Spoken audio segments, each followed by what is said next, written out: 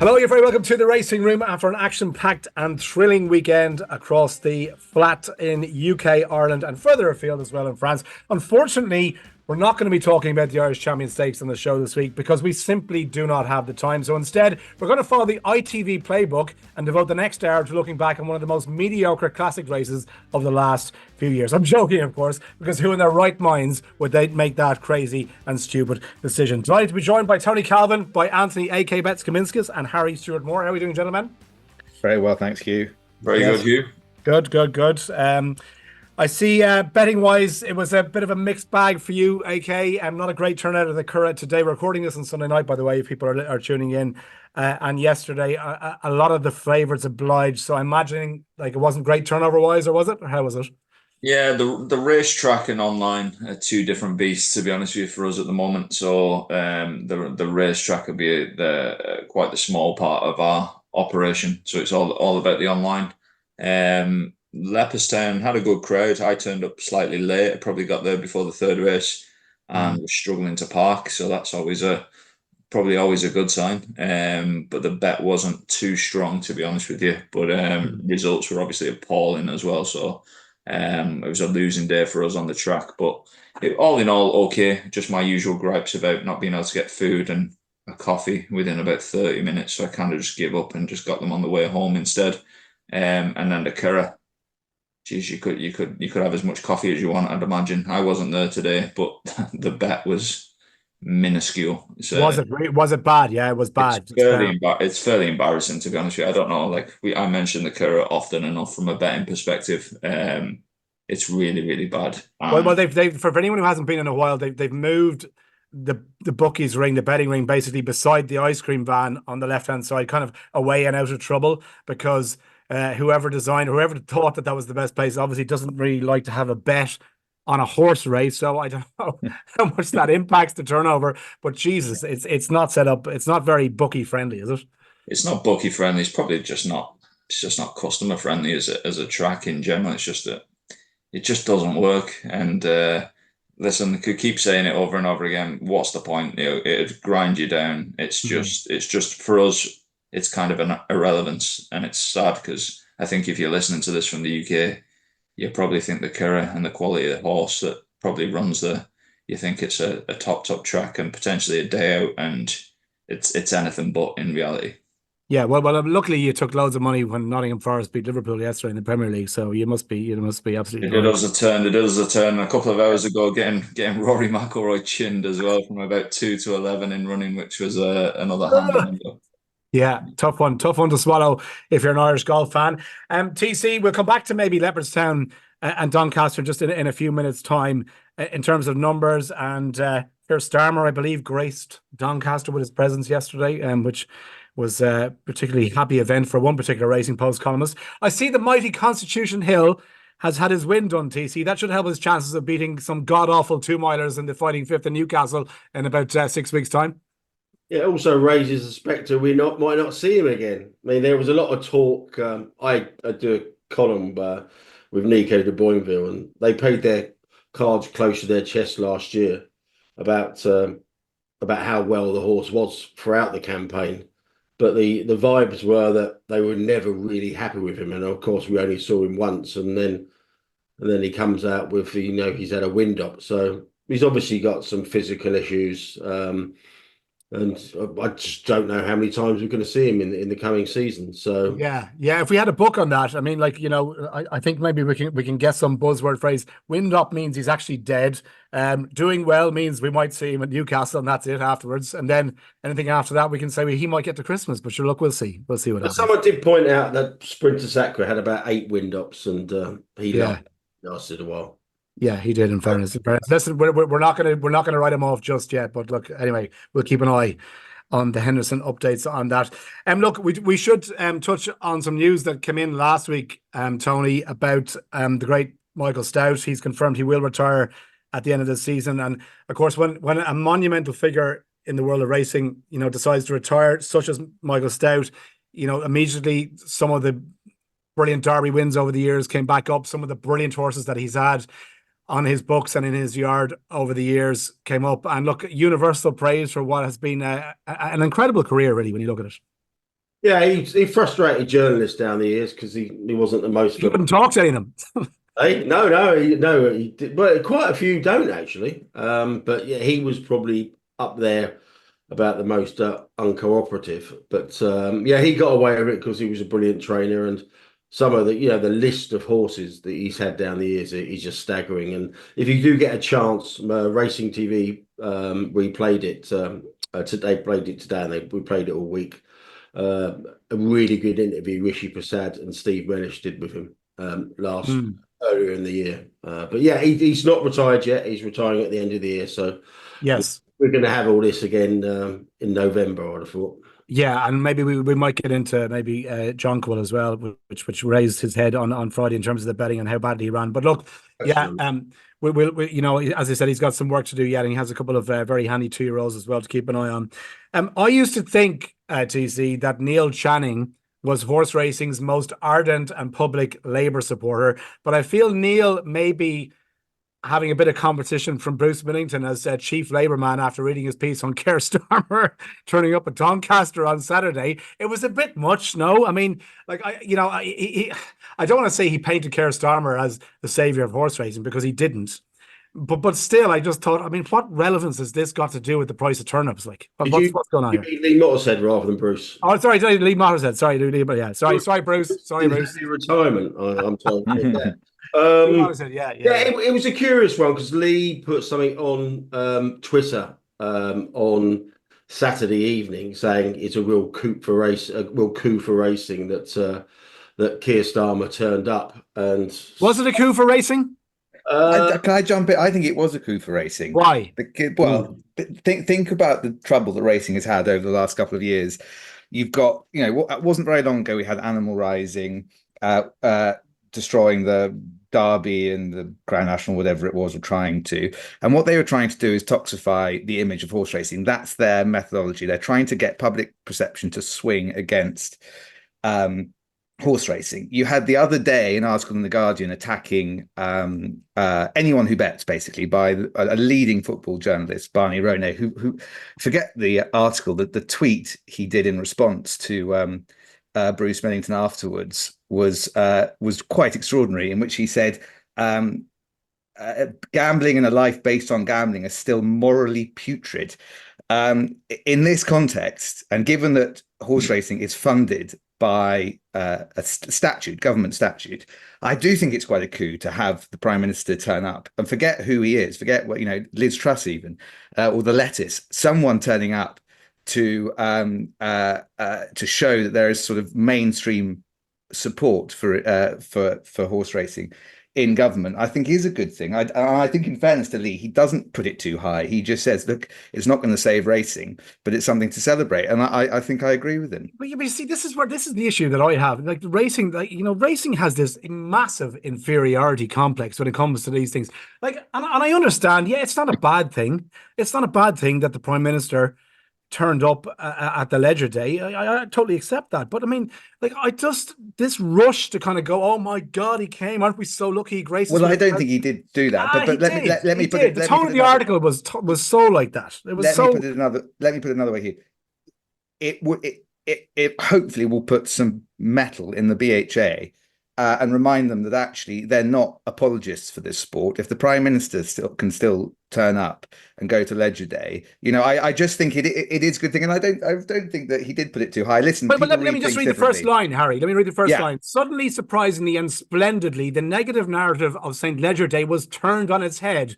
After days of angst about the people staying away, the story switched about the person who did turn up. I mean, for fuck's sake. Like, but he goes on to talk about rubbish. The race. He goes on to talk about the race as well as part of that. And then have you got his final line up? Like, if the former Queen, God rest her soul, came back from the dead, I'd expect a line like that. Not Keir Starmer turning up at Doncaster for it's a tabloid newspaper. It's a tabloid newspaper, the Racing Post. We can't forget that. That's the tone of it. But listen, I accept that perhaps I'm not here to defend Lee Mottershead. I'm really here just to say I think that if you don't think that it's a good thing that there's government support showing, literally showing support for horse racing, which is increasingly being sidelined over here, not so much in Ireland, I don't think, but really is turning into a minority interest sport here, I'd say that, you know, you haven't quite appreciated quite what the thing that was. Myself. Not since Sir Winston Churchill watched premonition success in 1953, had a serving prime minister been on Town Moor for the world's oldest Read classic. read the last line. Read the last line. If you've got it up, read the last line. I have the last line, and I'm saying, like, you know, British racing. You're not reading the last line. Read the last line. British racing's future will clearly not have been transformed by Starmer's presence at Doncaster. However, no matter what your politics, his involvement in the day is reason to celebrate. I mean, Christ, a sick bag. The timing of this, obviously, it's very bad because obviously Starmer's not very popular in the country after what he's been doing. Taking all the turf and coal away from the old people, Tony. And obviously, it was unfortunate that Lee wrote that article, and literally a couple of hours later, the Sunday Times broke a story about, bizarrely, Lady Starmer and her clothing, getting all their clothes paid for by a donor, and bizarrely also getting his glasses bought. Yeah, that was really weird. What is going on there? Does he have to give him his prescription, do you think? Oh, it's just absolutely the thing that problem's got, and I do go along with you to a certain degree about the inferiority complex.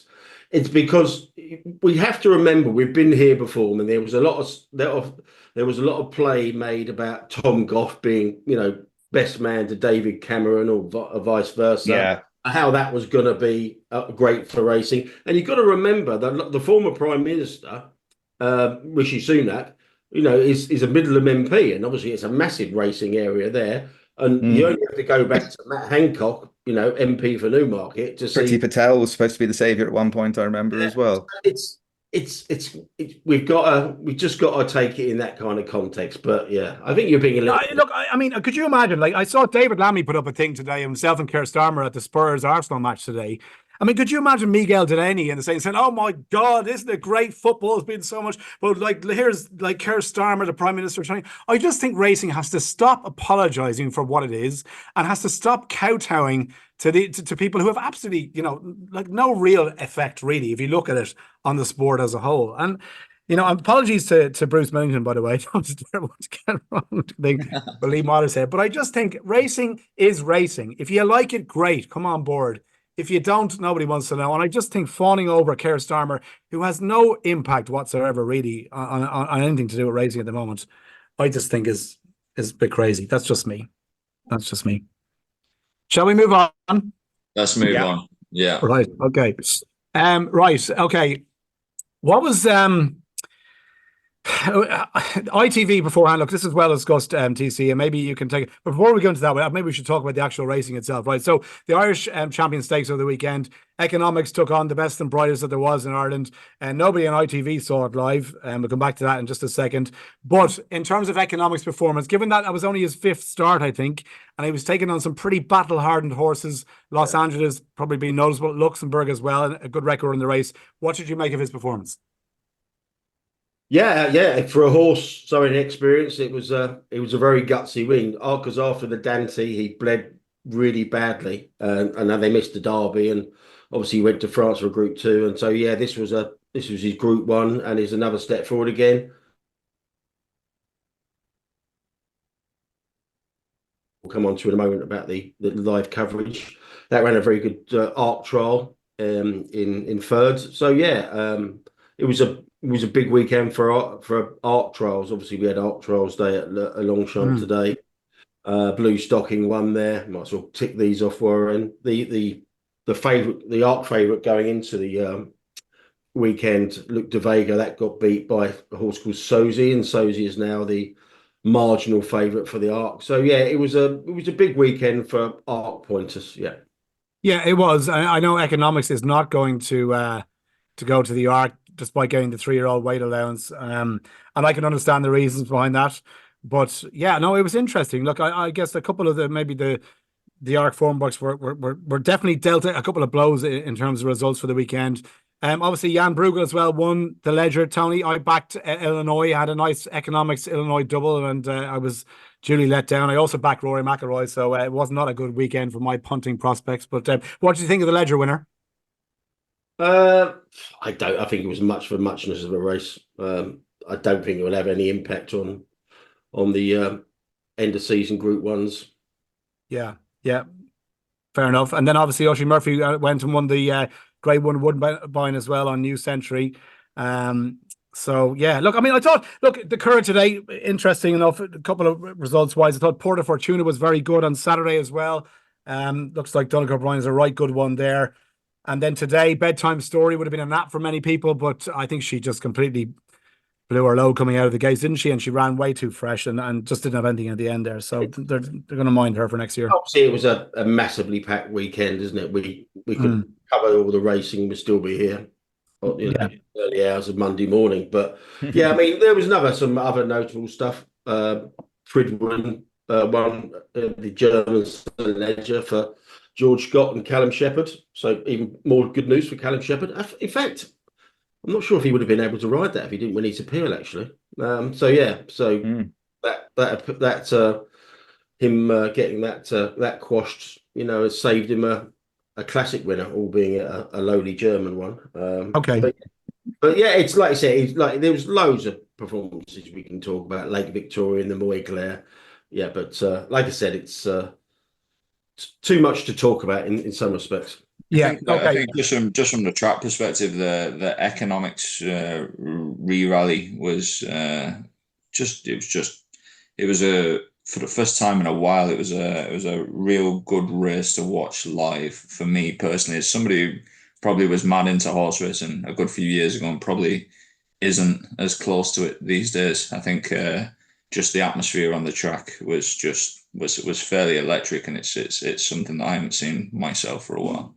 Yeah, there's a lot of fuss made about the fact that ITV were not showing this race live. And look, lads, not for me to tell other people how to do their job, right? Okay, and far be it. But I just could not understand any of the arguments that were against showing this race. Like the fact that we need half an hour to build up to the Ledger being the last classic of the season. Otherwise, we won't give it the due coverage that it deserves, and we might annoy Doncaster, we might annoy Ladbrokes. I mean, have you ever heard such absolute crap in your life? Why could they not devote three and a half minutes of their coverage to show this race live? The best race of the day, by the way, the Irish Champion Stakes, with the best horses in it. I just thought people tiptoeing around trying to make excuses for ITV here when it was a bad editorial decision, I thought. It ended up being the best race of the season, probably, as well.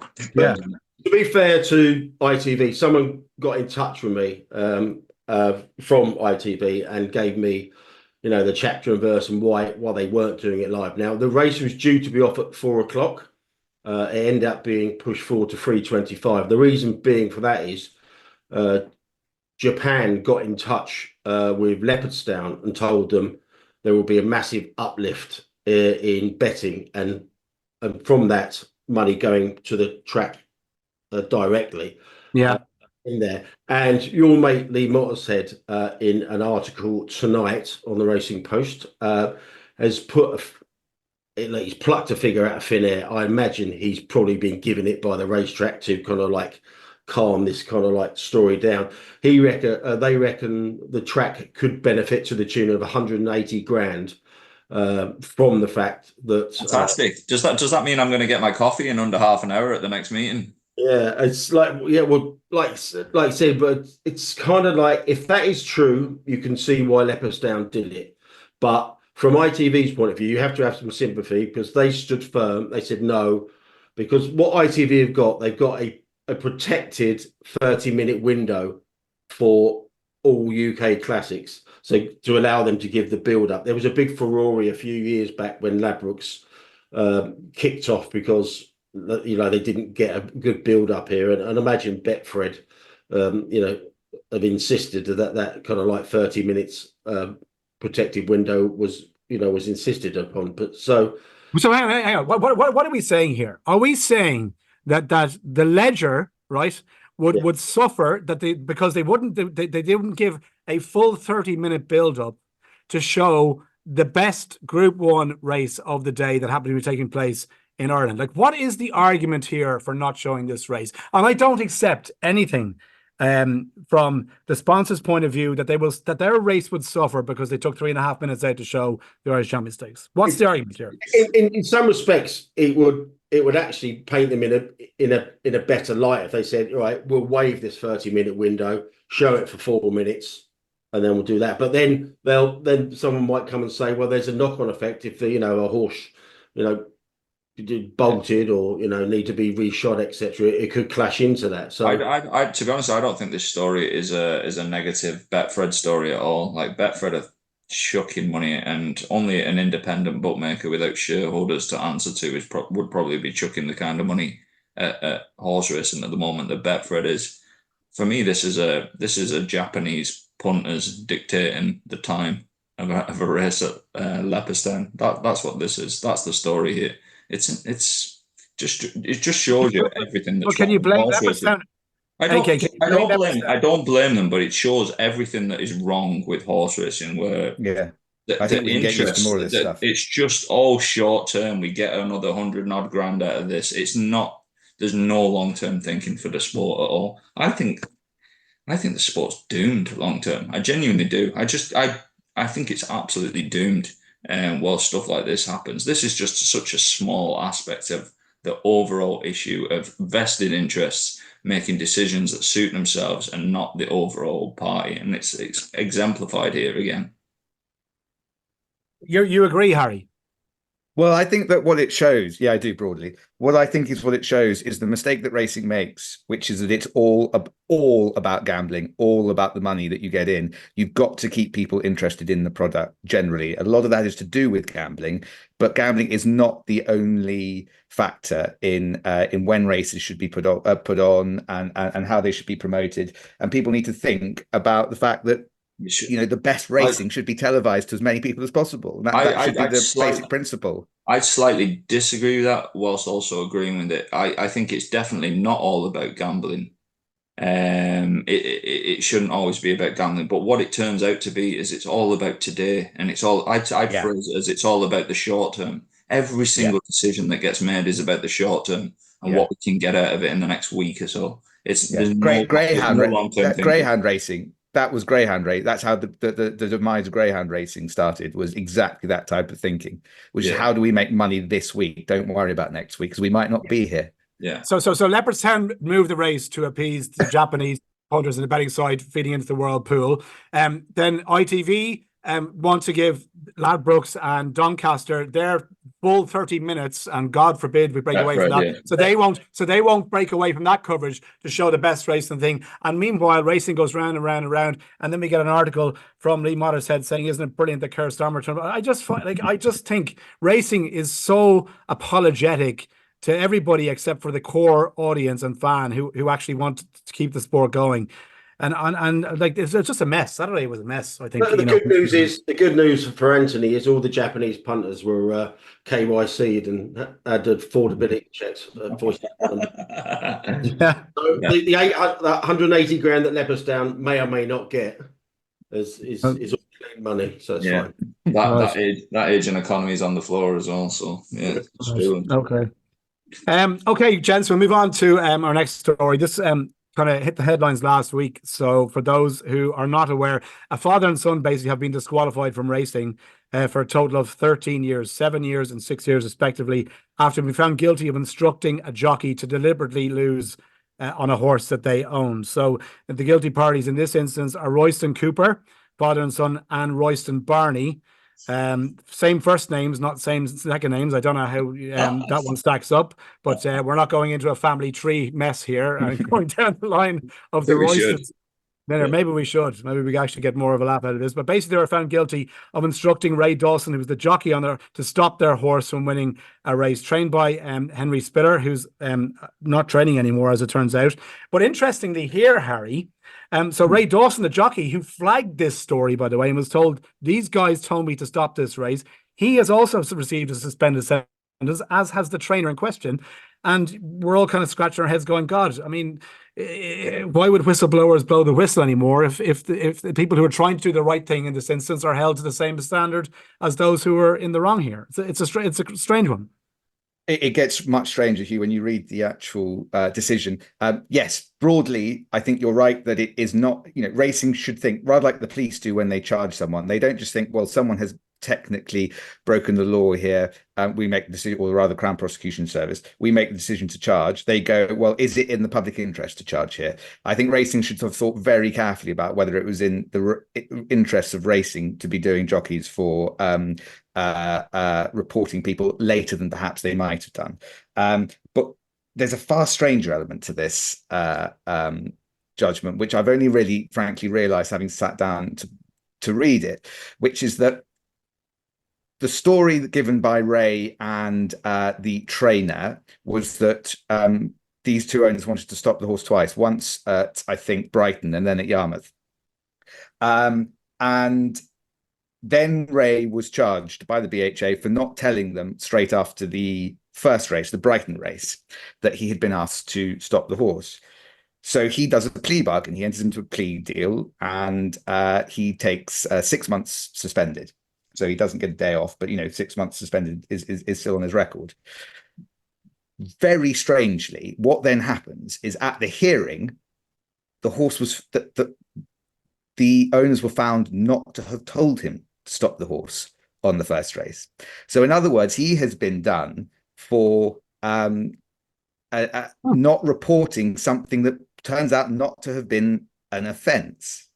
And it is just absolutely bizarre, because I just don't see how that could have happened. I don't think the panel noticed, because they refer to the penalty that Ray got and the trainer got, but they don't appear to have noticed that in finding that they didn't instruct them to stop the horse on the first race, that rather seems to me to put a nail through the head of the charge that Ray didn't tell them that he'd been told. So it's like, maybe tell me if I'm wrong here, right? So Yeah. Tony Calvin tells me, we're standing outside a shop, I'm going in to steal some sweets, right? Yeah. He goes into the shop, doesn't steal the sweets, but I'm still done for not reporting him for something that he actually hasn't done. More or less, Hugh, more or less. It is bizarre. And you've got to wonder quite how the BHA square is. To be honest with you, this is, whether they can still appeal it, I don't know. If BHA don't appeal this, I'll be amazed, because the judgment is utterly extraordinary. They make a distinction between being instructed to stop a horse and being requested by an owner to stop a horse. Now, firstly, that strikes me as absolutely bizarre, because the owners are not done at all for Brighton. Absolutely nothing do they get for Brighton, because they requested the jockey to stop the horse, apparently, but didn't tell him to stop the horse. But it doesn't bear up even on the judgment as you read it, because the judgment quotes the evidence given by Ray and the trainer. And the evidence that Ray gives, which I think the panel accepts, is he said before the first ride, "Oh, Ray," one of the owners, "I'm really sorry about this, but please, you can't win on this horse." That's not an instruction, apparently, according to the panel. I mean, what does this mean for racing if you can get away with that? And there's might have just been saying it was badly handicapped, Harry, or something. you just can't win it. Analysis from the panel. Applying the definition of the word instruction as above, we cannot conclude that the evidence of the jockey and trainer as to Brighton, taken at its height, can substantiate that there was an instruction as opposed to a request. Oh, come on. What? I mean, how does that sound? I mean, like, we're laughing here, but this is really serious. Like, well, Ray's been treated appalling. I mean, full disclosure, I know Ray quite well, but he's been really hung out to dry here. It's the wider issue, isn't it? I mean, like as you said at the top of this topic, I mean, he's done the right thing here. He's put himself in the firing line. I mean, the indications are that these are individuals that you wouldn't particularly want to cross. But he's, on the second occasion at Yarmouth, they said to him, "Do not win." He's gone out and rode his race and won. And afterwards, they're trying to say, "Oh, you owe us 100 grand" and stuff like that. He's put himself bang in the firing line against what are presumably quite unsavoury characters.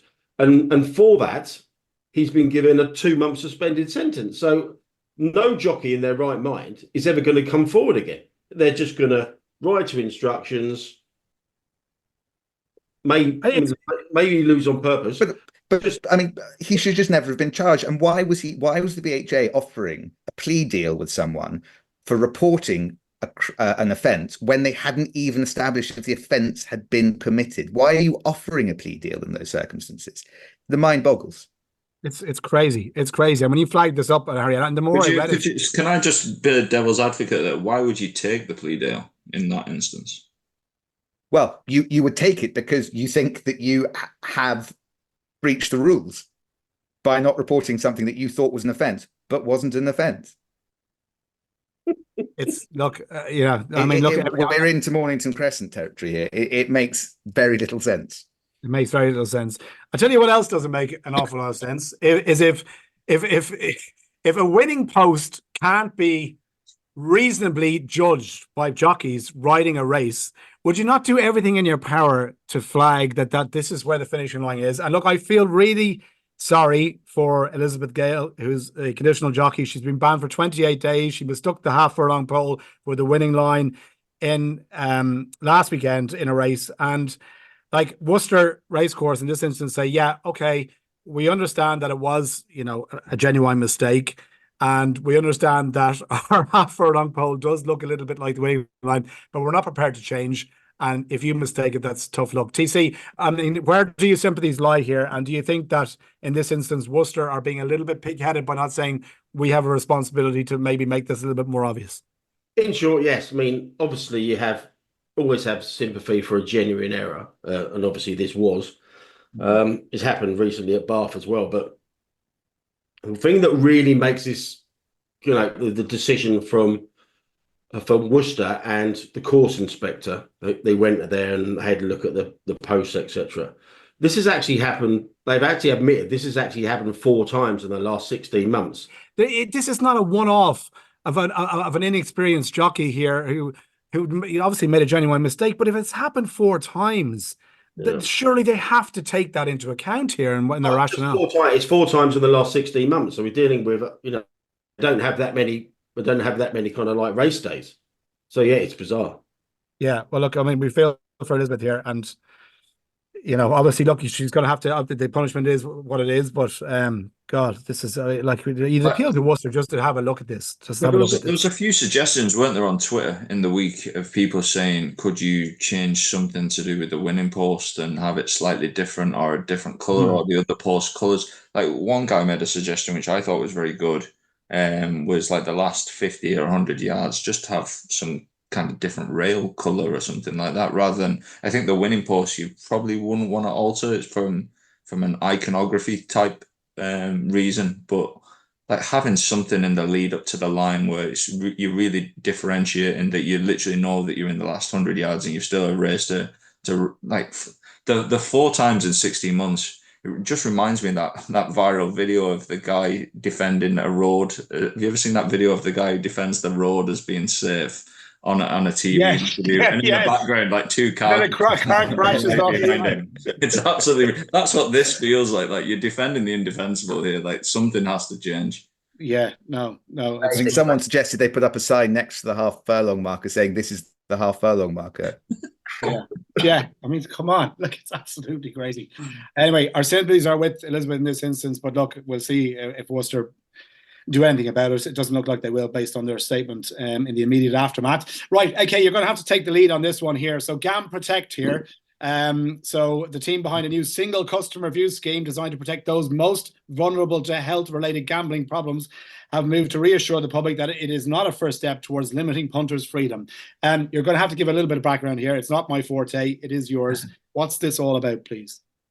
Yeah, Gamprotect, I believe it's called. I think there's 5 things where I think like we have a thing at the moment that we use. It's called GamStop, and a customer can register to GamStop, and it basically bans them from all gambling or legal gambling websites in the UK and Ireland. Essentially, Gamprotect I think is slightly different, where it's on the operator to look for signs of. I think it's a few things like if a customer says they're a problem gambler, or there's about 5 different triggers where it's the onus is on the operator to report and put people on a database. As a concept, I can see what they're doing in the short term. I can also see how it could potentially be expanded down the line and be a very bad thing longer term. So I don't like the letting the toothpaste out of the tube here just off the get go. Like I've literally worked in this industry since I was 18 years old, and I just don't like the fact that the onus is on the bookmaker and the bookmaker's employees to basically expel people from gambling into the legal market in the UK and Ireland. And I listen, I've worked in the industry with plenty of people that I consider, definitely in certain areas, a lot smarter than me. I've worked with also a lot of cabbages as well. And I'd be very, very concerned that some junior employees are like senior, like work with plenty of senior people that I think haven't a clue that they can make these decisions and essentially expel people from the whole legal market in the UK and Ireland. And just as a concept, I just don't like it. I don't like it. I don't like it for the potential long-term ramifications. Is there kind of, just to explore it a bit further, is there like a checklist of, okay, in order for us to be able to expel somebody, do they have to, distribute the following signs that they are a problem gambler, A, B, C, D? Is there a kind of a mode of conduct, if you like, with regard to problem gambling? What I would say is, like, I went to university, right, and I did economics, and in my final year at university, this is the one example I always remember, just sticks in my head, that my final year at university, I focused on gambling. I wrote my dissertation on bad each-way races and how it affected favourite long shot bias. I did like everything gambling related in my final year of my economics degree, basically, to the industry that I wanted to go into. And one of the things I studied was problem gambling, essentially. And at the time, the NHS were using a survey to distinguish whether members of the population were problem gamblers. And of the questions, I think there was 10 or 12 questions or something. I remember being about 8 of them myself. Like, they were like, have you ever borrowed, like, but sorry, when I say I was 8 of them myself, I was 8 of them, but in relation to other products. So for example, it was like, have you ever borrowed money to gamble? And I was thinking, geez, I've borrowed money off lads to go and travel with them. It sounds like you need to gam stop yourself, AKA. Yeah, but no, genuinely, like, but I was like, well, I've definitely borrowed money off my pals to go and watch Rochdale. Have you ever hidden your gambling? I was like, well, I've definitely hid that. I went to Swansea away there for my parents and bunked off school. Like, I would have hit triggers for different industries. Also, I'm conscious of the fact that, listen, I might be a bookmaker now and I might have turned out to be an okay gambler over time and critically thought and learned by trial and error. When I started gambling, I was absolutely horrendous. Absolutely horrendous. I lost my rent money very early on in one of my, after I moved to Ireland. A genuine story. I put all my money on a horse called Book the Legend, Nigel Twiston Davis. I think it was around Newton Abbot or Exeter or something. Got chinned, followed somebody else in. And there's a process in all punters of trial and error. And if this system was in place for 21, 22-year-old me, I would have been banned from the legal market from betting into. It's absolutely obscene. So like my progression in the industry and being out and learning by trial and error and losing originally and then winning in the future, I wouldn't have been able to do that, and I would have been expelled from what would I have done? Would I have carried on then? Would I have been a problem, but outside of the legal market? It's insane to me. And I get to take it a step further, TC, as well. Like, it's very subjective what one bookies firm might consider a problem gambler versus another. I mean, if somebody's sitting up at 4:30 in the morning betting on under 16s tennis in southern Yemen or whatever, like, that's a red flag maybe. But like, it's a very subjective thing what one firm might be deeming to be a problem gambler versus what another would deem to be a problem. And if there's no consensus there, like, Well, it's like Anthony makes the point. I mean, if some low-level employee does kind of like, ban the person, as far as I'm aware, you can't challenge that. I think does it stay in place for at least 6 months? So that's the first thing. You've got no kind of like right of appeal about the decision. It's just absolutely. He's absolutely kind of like bizarre in some respects. You obviously there's a duty of care and that has to be in place, but you just hear some kind of like horror stories going around, don't you? Horror stories. Like, anyone who's tried to get salsa funded with the main betting exchange, like a million different, not just one individual firm, everyone's got horror stories about all the firms about just trying to get past KYC when you're a legitimate bettor. It's absolutely insane, is what it is, and it's so open to error. And we even say low level employees, plenty of smart low level employees. It's low intelligence employees that are the problem. The ones in higher roles are more dangerous, to be honest with you, than the low level people. It's low intelligence, and it's so subjective. And I give the example the other day on Twitter. I used to work in a trading room with 40 people, and we do trading scenarios. You get asked bets. What would you do in this situation? You get 20 different answers from the 40 traders. Like, it's subjective. It's absolutely subjective. As you've said before, AK, there's also a presumption of saying no, because no one's ever going to tell off a lowly employee for having banned someone, but they can get themselves into real problems for letting the wrong person through later down the line. So it's much safer for them, given that they're paid the same anyway. It's just to say no. I mean, look at my track record back in Rory McIlroy. I should be behind, in a padded cell in a straitjacket for putting my tenner on Rory McIlroy to win every big tournament there is with no return. And he's less than 10 to 1. Like, the TC would call me, as AK said, an absolute cabbage, which I am, which I completely am when it comes to McIlroy. We all know you overlaid him at 2 to 11, so you came out in front. Yeah. Right. Listen, a brief update on the Shark Hanlon situation, TC. So he's been suspended, his license has been suspended for 10 months.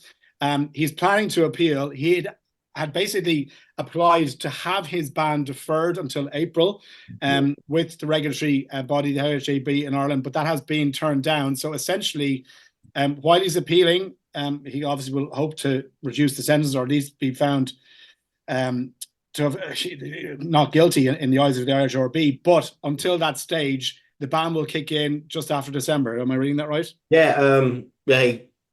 It starts on December the 1st, doesn't it? And I think he has lodged an appeal, so I don't know where that's going to be. I don't know how. I hope he goes to the High Court myself. Slowly or quickly. I mean, like, you're very confident, AK, that he has a really strong legal standing. I know nothing about the law. Harry's the lawman. This just smells awful to me. It just smells like it smells. I think, as we said last week, I think the fly in the ointment might be, if he's misled anyone, I think that would make an appeal very dangerous. But I think the application to have it moved to, was it April of next year? I think that goes in the hopeful bin, that one. It's rather like when Nicky Henderson got done 3 months a few years back. It kicked in after the national hunt season finishes, and in that kind of like. I mean, he may as well have applied to have it done, have it apply after his funeral, frankly, because it's just that's just not going to work. Yeah, he probably can you kick it in after the Punters Down festival ends, please? Exactly. I'd happily take my few months off then, and off I go. TC, before we get to our questions from the listeners, any update on the Tote? I know you had a couple on Twitter asking you about any update on the Tote prices and what's going on with the live display here. We're not going to deal with the question formally, but in terms of the Tote itself, has there been any progress here? No, nobody's followed it up. It just came into sharp focus again over the weekend. A guy called Carville's Hill on X. He was spot. I had some kind of like direct message chats with him after we did a few of the podcasts, and I did an article which is still on the AK Bets website. So he got in touch with me. So we had a chat around about that, and he got in touch again. He did a screenshot at the weekend. It's on his account, and they're just displaying they're not displaying the right live prices. They're just displaying. When the price is bigger on the Tote, they're displaying that. When it's under, they're giving you the Tote guarantee price, and not everyone gets the Tote guarantee price. The vast majority do, but it's just. And he made the point, they're trying to lead you to believe that they were betting to 93%. It's really bad. In fairness, they're advertising prices that literally under the mechanism those prices cannot be correct. Like at the off, which is the price you get paid out on the tour. It's really, really disingenuous. That literally is an impossibility. So it's disingenuous. That's a really weak word as well. I'm not using stronger words that I'd like to use, but it's disingenuous essentially, because Harry's on the call and he'll send me a WhatsApp and give you a rap in the knuckles. Yeah, but it's really bad. Like, I think it's really, really bad. You're literally showing prices and advertising prices that you can't possibly be paying out at across a collective of horses in the same race. It's an actual impossibility, and it shows you two things. It shows you how weak the press is over here. Who's going to win Racing Journalist of the Year this year? Because Christ Almighty, like you're avoiding a big enough story here. It's really, really poor, really poor.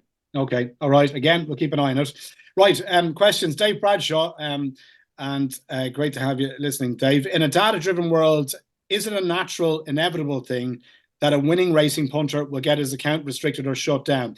Is there a place for winning punters in the current day? Otherwise, isn't there a danger racing becomes like a long, lower jackpot version of the lottery? And like you mentioned Barney Ronay's piece, and I read that in the Telegraph, Harry, which I thought it was a mess, to be honest with you. I mean, I was working at the Irish Open, and one of the guys, the cameraman, came in and was reading the Guardian, and I asked him for the sports section. I just happened to read that article, and I said, Jesus, this is a mess. He was talking about Guinevere, the lottery machine, versus gambling, and there was no hard and fast point to what he was saying. I didn't really understand what he was trying to get at, other than he was using the lottery basically to besmirch horse racing and gambling.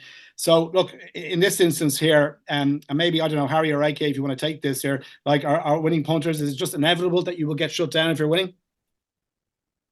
Go for it, AK. This is more your... Yeah, no, I don't think so. You were a winning punter once. I wasn't. So at least you're the person for this one. Yeah, and I've never been one. So go on, AK. It depends what you're doing. Like, obviously, I was shut down everywhere, but like it's not a big thing these days. It's not really anything.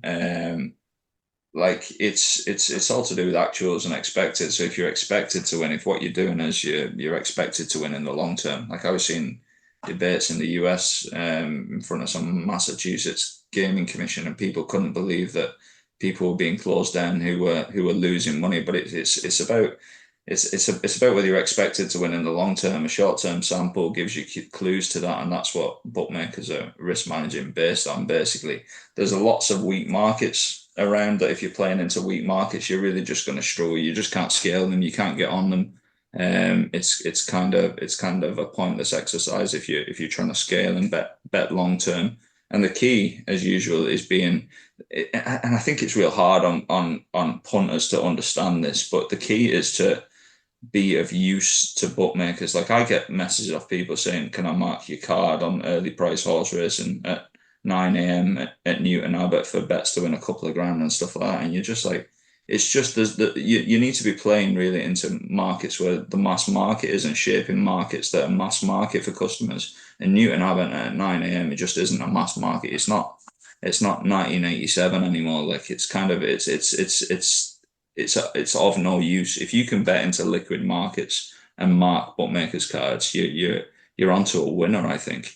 Does that leave much space for many punters? It doesn't. It probably doesn't, Harry. It doesn't, Harry. But like, what would you do? Like, I always said to people, I agree. What would you do? I always said to people, listen, I've been on both sides of the fence. I've experienced this probably more than probably Tony as well, but more than anybody on this call, and maybe in the top percentage of people listening to this podcast as well. And it's bookmakers it's a very expensive industry in the legal industry to pay all your tax and pay all your product fees and pay all your levy and be able to, I think all of those things and the product fees going up and up and up make the possibility of a mutual beneficial relationship between a smart punter and a bookmaker in the legal market not far off an impossibility.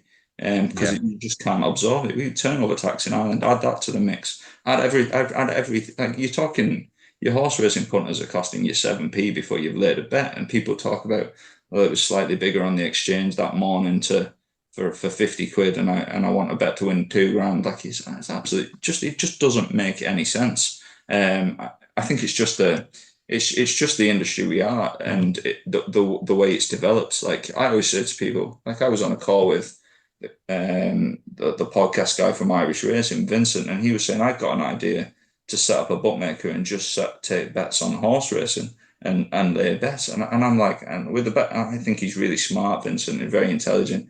Like, with the best will in the world, anybody, you can go and save a few quid up and go and buy a license. Go and show us how it's done, because you can't absorb those costs. I can promise you. It's really interesting. A very clever guy called Jasper White, he set up a firm called Mustard Bet, going back about maybe 8 years, maybe more, maybe less. Yeah. But really clever guys in there. They said they could model every single sport, but they never offered racing because their best modelers tried to get involved with it. They just said, don't offer it. We can't make it work. You know, they could pinpoint golf to and the nth degree, bet that in running, but they just said roll back on that as well. To be honest with you, yeah. Like Jasper's, I've never met Jasper, but I know of his work, and he's a very smart guy. I think what the plan was probably 6 or 7 years ago is not the reality today. Like, it's reality bites. Like, you can have the best will in the world and the best intentions, and Mustard. My understanding is Mustards just do a lot of stuff for providing prices for bookmakers now. It's not so much. Yeah, I think they wrapped up in the kind of like bookmaking form. But yeah, it just goes to show that even if there's some very, very kind of like sharp minds can't make racing pay, and that's before you factor in all the costs and stuff. That's the reason why bookmakers are a bit too trigger happy with shutting accounts. Okay. Derek O'Donnell says, I'm keen to hear your views on whether the commitment to British and Irish racing by Godolphin is now becoming obvious as an accelerated exit, and therefore the implications for the health of the industry on these islands. TC, I mean, is it alarming? I mean, is there a trail here that's becoming a noticeable path?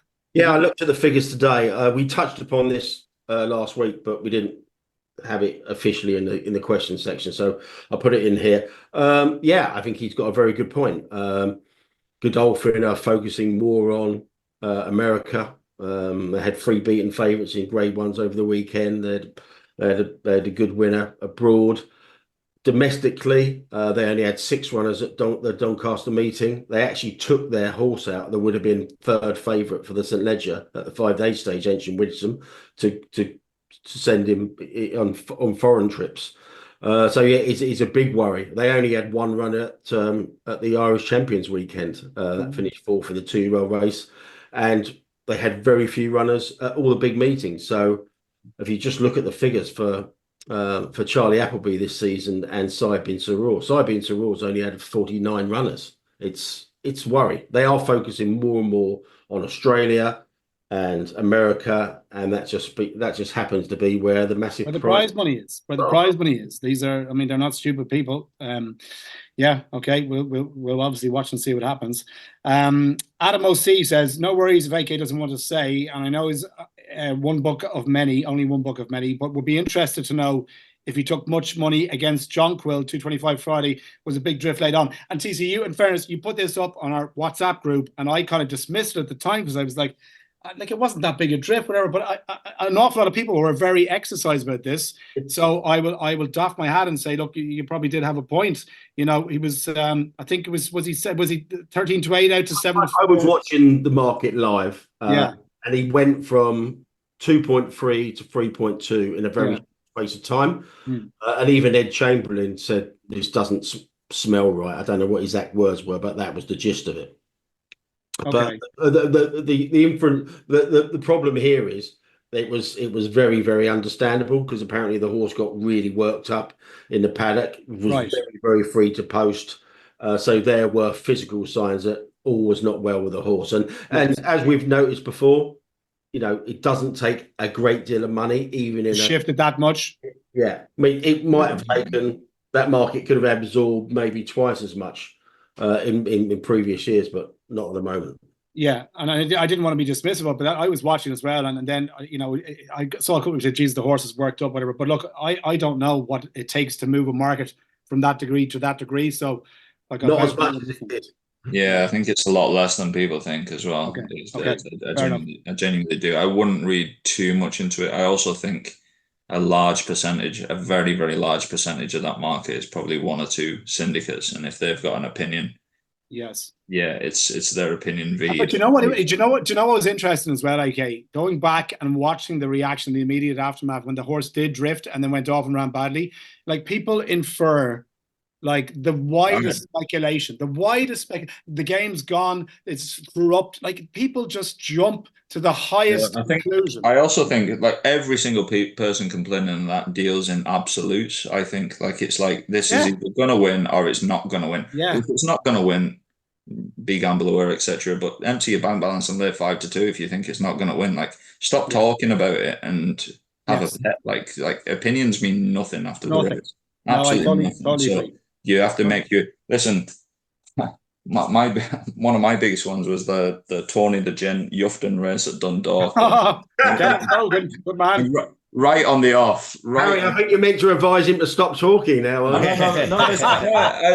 just say from my point of view, right on the off, I was like, even if I was thinking, even if there's something not right here, I was like, they're gonna do well to get Yufton beat here.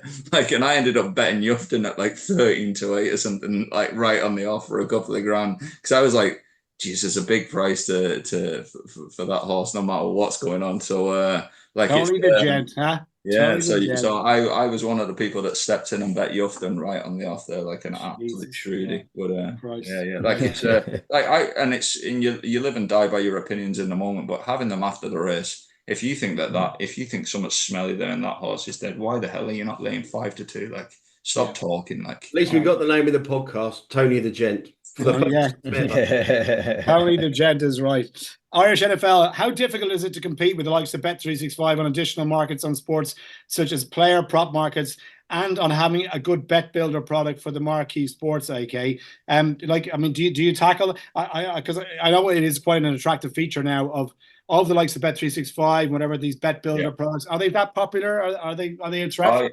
They're very popular, and to be honest with you, we don't do enough of them because we're probably technologically inferior, and we probably need to get better at that kind of thing. To be frank, when people are saying, "Do you want to compete, or is it desirable to compete for that many markets?" I genuinely don't want to compete for that many markets. I want to compete for as many markets as I've got price and confidence in. Basically, I don't want to be betting on what Pat Perez's round score is in Live Golf Chicago. Like the only people that are having bets in those markets tend to know when you're the wrong price, and it's the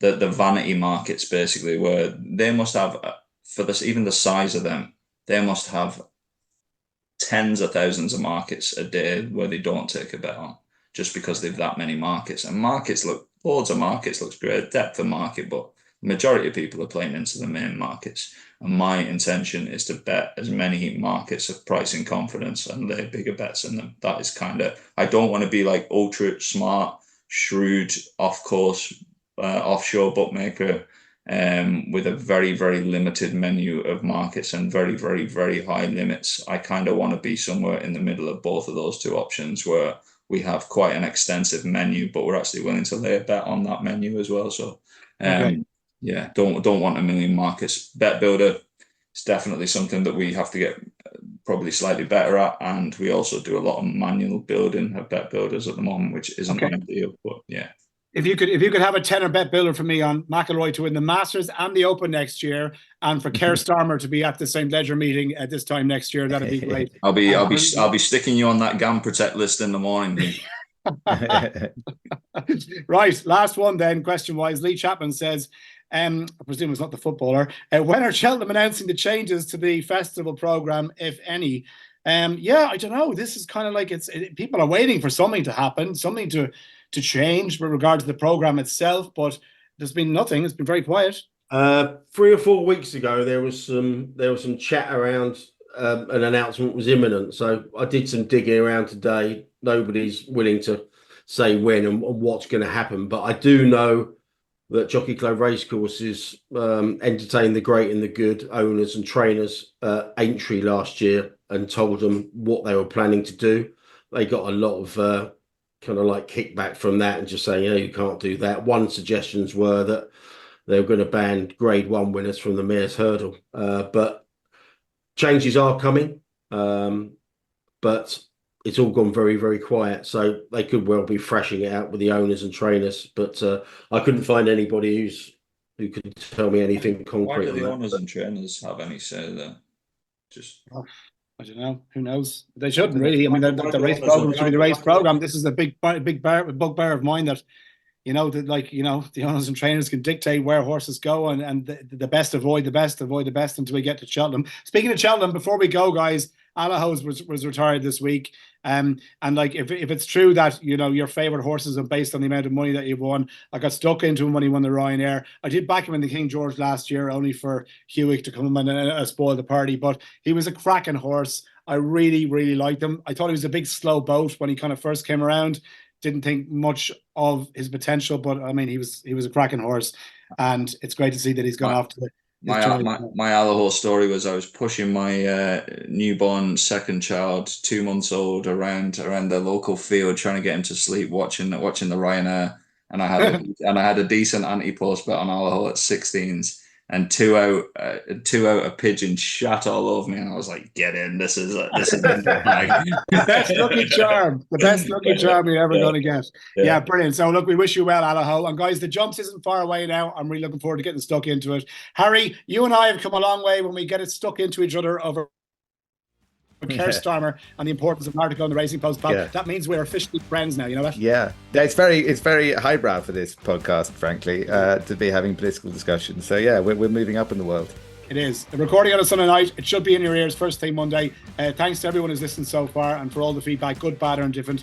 Please continue to download the AK Bets app for all your latest sporting offers right across the board. But until next week, enjoy the next few days. Good luck.